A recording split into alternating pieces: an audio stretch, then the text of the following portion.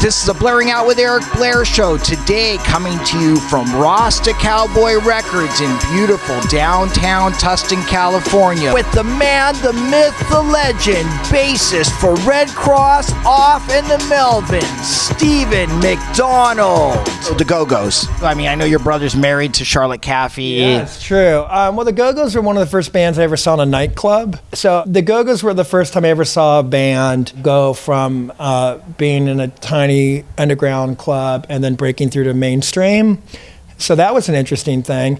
I loved them as a fan. I was 12, and I saw them in Chinatown, at the Hong Kong Cafe. I saw them at the Elks Lodge riot over in downtown LA, which was sort of a notorious moment in LAPD history and punk rock. They were one of the few bands that got to play that night before the riot happened, before the riot squad showed up. You know, I just love that first batch of tunes. I mean, I love actually all their catalog, but I will admit when the first album came out, it was very cleaned up, and because there's that Stiff single, We Got the Beat, and maybe Beatnik Beach is the B-side, or forgetting how much more maybe, but anyways, it was a bit tougher, but it was more like the way they were live. I probably saw Gina Shock's first show. That was also an interesting experience to see a really good band, but with a very average drummer, then get a kick-ass drummer.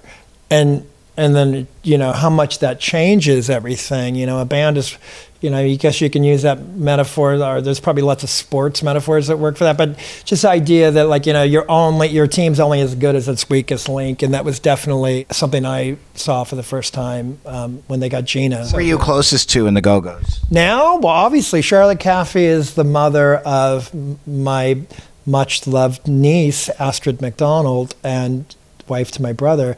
She's been my sister-in-law since '94. The origins of those two being together is, so we were just in the early '80s, late '70s. We were just fans of the Go-Go's, and then they broke up mid '80s. And Jeff and I are like old school, GBGs, girl band geeks or groupies. Girl band Nick, we're like the successful ones, you know, because we actually married female musicians. So they broke up in '85, '86, and then in '90 they did a reunited, and we got to open for them. And we were on our third Eye album, and you know, it was one thing led to another. And I remember Jane telling Jeff maybe that Charlotte thought he was cute, and then by the time I got to St. Louis, those two were connected at the hip, and they've been together ever since. We just interviewed Astrid at your show. Yeah, now I'm remembering. Yeah, I was really busy. I had to do so many jobs on that show. Well, that was Welcome to Hell Night. So that album you produced, now let's talk about that. Oh, cool. The Side Eyes first album and their new single. Oh, yeah. You produced. Now tell me what your angle was to produce them, and how far do you see them going in the industry? Well, Eric, I always think when a question like that makes me think of the beginning of when on Don Kirshner's rock concert from the '70s, and before he'd introduce a band, it'd be like, you know, with powerful promotion from Doug Finkelstein, and, you know, this next group, you know, REO Speedwagon are really going places. But how far? That's up to them. What they want to do. You know, I mean.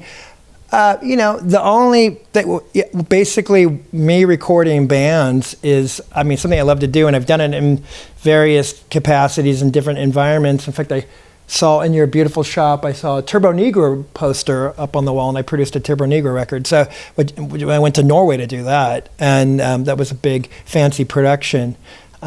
Nowadays, I have like a little rehearsal room, and I've got it set up for recording, and kind of recording live. And so it's a really good place for a young band to do their first recordings, because I don't make them wear headphones and isolate all their amplifiers.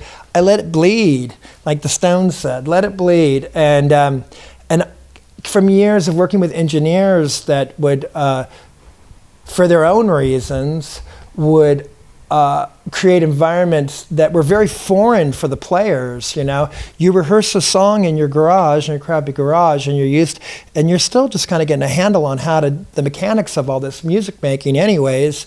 And then suddenly, and then you go into recording studio and you want to try to recapture that energy. You want it to be comfortable. But suddenly you have an engineer saying everything needs to be isolated. Everything needs to be perfect, Eric.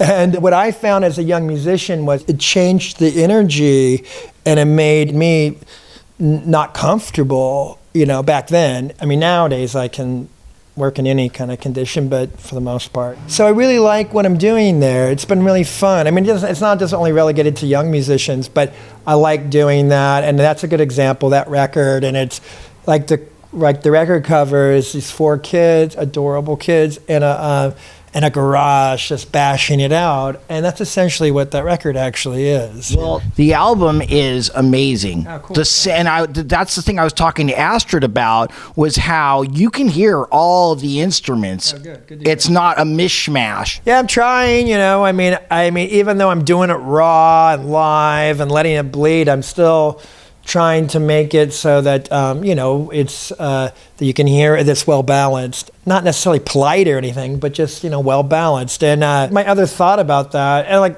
people like Buzz Osborne who love to debunk mythology or beliefs that people might have about. He loves to talk about how all those live records from the 70s, none of that's even live at all. And I've now that they've redid the vocals or fixed some guitar solos or whatever, but I tend to believe that the rhythm section on Kiss Alive, for instance, probably actually is live because it has a whole different sound than their records. There's something really magical about letting it bleed. And, Kiss Alive is a bit different than turning it up in a small rehearsal room. That's the sound of a huge hall. That's where it comes from for me. I love the sound of those 70s live records, the Mott the Hoople live record, Kiss Alive, and the Zeppelin live records. Particularly love the Zeppelin live record from 2003. I mean, they recorded in 72, but it came out in 2003, How the West Was Won, which was taken from Long Beach Arena and the Forum in LA, around the time of Zeppelin 3. At any rate, I don't need to get into my classic rock rabbit hole, but I just think those are some of my favorite sounding records. They're just so raw and bitchin', and but still clear. You can hear everything, but they're not precious. They're still punchy and aggressive, but there is something that just feels more authentic to me. UFO, Strangers in the Night. I don't know that record so well. You gotta get that. We had the Force It record when I was growing up. And no, but those records, no, see, just what you're talking about. The production on those records did not allow the artist to shine. Yeah. And when they got in that live environment and they captured it, it was more distorted, more in your face, more punchy. So you this is what I like. Well, so that's their live album. Right? Yeah. Well, the best example for me is listen to the first 3 Kiss records and then listen to Kiss Alive.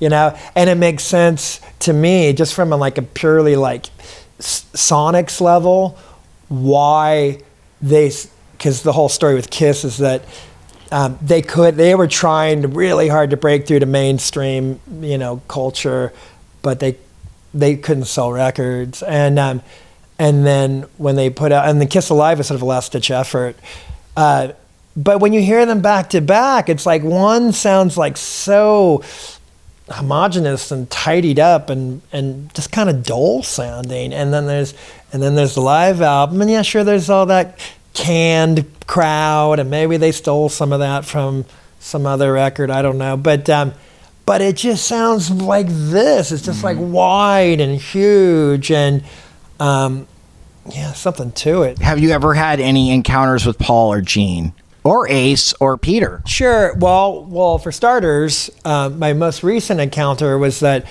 last night I was with the Melvins and we played at the Rio in Las Vegas. And in the lobby at the Rio, they have a Kiss store / museum with Kiss mini golf, indoor mini golf, and that was a really victorious moment. I haven't even got a chance to gloat about this. So Buzz Osborne is a really good golfer. You might not expect that from looking at him. He looks like a freaky rock and roller, mad scientist man. Spends a lot of time on the golf course, and I know nothing about golfing. And he's had 8 holes in one in his career so far. And we played Kiss mini golf last night, and I tied him. So for the record, I tied him. I can't play with shit, but it was so much fun. But yeah, having met members of Kiss, yeah, I've met Gene. I've met Gene at least more than once. I'm pictured with him. There's a picture on a Red Cross, in the Red Cross phase shifter, of a bunch of bass players lined up next to each other in the mid '90s, and it's Mike Watt, Kim Gordon from Sonic Youth, Kira Rossler from Black Flag and other bands, myself and Gene Simmons. And that happened at I think at a Sonic Youth concert at the Santa Monica Civic. And then around the time that in the mid '90s, Kiss were doing a tribute record, which was basically a tribute to themselves because they were curating it, which at the time I always thought that was the cheesiest, corniest thing in the world. It's like inviting people to your own surprise birthday party, like organizing it yourself. But whatever, they're business people, and they wanted to make sure that they were getting in touch with a new audience. And so at that time, Gene was really like, I had all these friends that he would reach out to in other bands, like the Melvins, for one. And I guess he was considering putting Red Cross on that record. We had covered Deuce on Teen Babes from Monsanto, that record I mentioned earlier, around 1984, which was really, really low moment for Kiss in terms of their popularity and credibility. So I always sort of thought, hey man, we were like praising, the gospel of Kiss at the lowest point in your career. Granted, it might have been to a relatively small audience, but you know how cool that shit is. Come on. So Gene was toying with the idea of asking us, I suppose, and like in '94, he showed up at one of our shows and wanted to jam with us, and so we did Deuce, and so all this bitterness I'm espousing, talking about, I probably had the same attitude then, but then I will admit that when we got up and he came out, I played bass and sang. He didn't want to play. He just wanted to sing.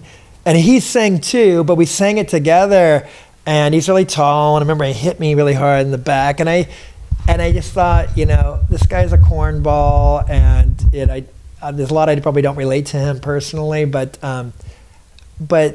this is moving to me. It felt like some sort of accomplishment because Kiss was the first band I ever saw when I was 8 years old. I saw Kiss at the Forum. Roman Coppola. Okay, Roman Coppola. Well, Roman Coppola is the brother of Sofia Coppola, and who I worked with around late '80s. She did the costumes on a film I was in called Spirit of '76, and Roman produced the film.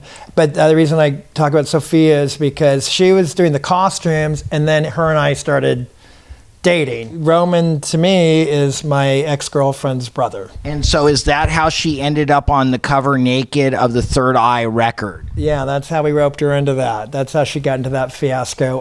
So it's sort of like a mystery person. On the cover of our 1990, Red Cross's 1990 album, Third Eye, it's like a gallery, image of a gallery of sorts, an art gallery, and then there's the three members of Red Cross, and then on a pedestal of sorts is this naked woman with her hair. Her and I had matching long hair at the time, and her breasts are covered by her cool long hair, and you can't see her face because it's covered with this really weird. We always called it the dork mask, and it's this weird psychedelic mask, and so it was a mystery. We left it that way for a long time, but it's kind of gotten out now. So, yeah. That's who that is. Was that an enjoyable relationship for you, or did you feel like under the gun? Under the gun? What do you mean by under the gun? Parents and people around and things like that, or a stressful thing? It was definitely stressful for me in the terms of like relating to her family. I mean, the way I met Sofia, the way I met Roman was that back to my parents' phone. It was one of those kitchen phones, the one that Kim Fowley called on, that wall phone in your parents' kitchen, and preferably with a really long cable so you can get some privacy and go hide in the back porch or something, or maybe even pull it out to the back door, you'd be in the backyard. one day that phone rings. It was red. I remember it. And it was this person saying, yes, you have been requested to go to the Van Nuys Airport to fly to Napa Valley with Francis Ford Coppola. Can we count on you to be there? I was like, what? Who is this? What? And especially we were so mischievous. I mean, we're the guys who would crank called Enigma Records and almost had to write an apology letter, on a tortilla. And so I found out this is legit. This is Francis Coppola's office, called my parents' house, talked to us on the phone, and offered us 4 seats on his private jet and to come up to their house in Napa Valley. And so we just did it, and we drove to Van Nuys Airport. And, granted, this is not my background. I'm a normal kid from Hawthorne, California. I don't know anything about, Gulf Stream 4s or whatever. And we get on the plane, and there he is, Francis Coppola, and a well-known figure. And he tells us, my daughter, Sofia, I called her, and I said, honey, I'm coming home from Los Angeles today. Do you want me to bring anything back home when I come home? And supposedly her response was, can you bring Red Cross here? Can you pick them up? Bring them home? And then as it turns out, she was a Red Cross fan, and she had been going to our shows up north as a 17-year-old. And in fact, even funnier was that one night our roadie, Mike Dahlke, who I'm still very close with, we all were sharing, 2 to a bed in the crappy little motel. And Mike said, hey, you guys, is it okay if these girls sleep in here? It's like, what are you doing? I thought that he was trying to, we just wanted to get some sleep. And we made them all sleep on the floor. I'm like, yeah, they can sleep on the floor. Why not? And then we find out 6 months later, that was Sofia and her girlfriends from their high school in Napa. Yeah, we find that out later. Anyways, and then we went up to their estate in Napa, and they put us in a guest house. And then basically what was revealed a little bit later, during that trip, was that Roman wanted to make a movie, and his father essentially had given him a film production company for his 19th birthday or something, called Commercial Pictures. And he had this brainchild sort of inspired by, one of the inspirations was that movie you mentioned earlier, Desperate Teenage Love Dolls. And he was also inspired by a few other sort of mainstream films. And he had the idea for the movie Spirit of 76. And he had this idea that he wanted the brothers from Red Cross, Jeff and I, sort of play the Bill and Ted characters, if you will, that was a big movie at the time, Bill and Ted's Excellent Adventure. So that was the birth of that. And then the movie got written, and then we got cast, and Sofia did costumes, and then eventually we were together, and that lasted for close to 3 years. Now tell me, what did you love the most about Sofia when you were going out with her?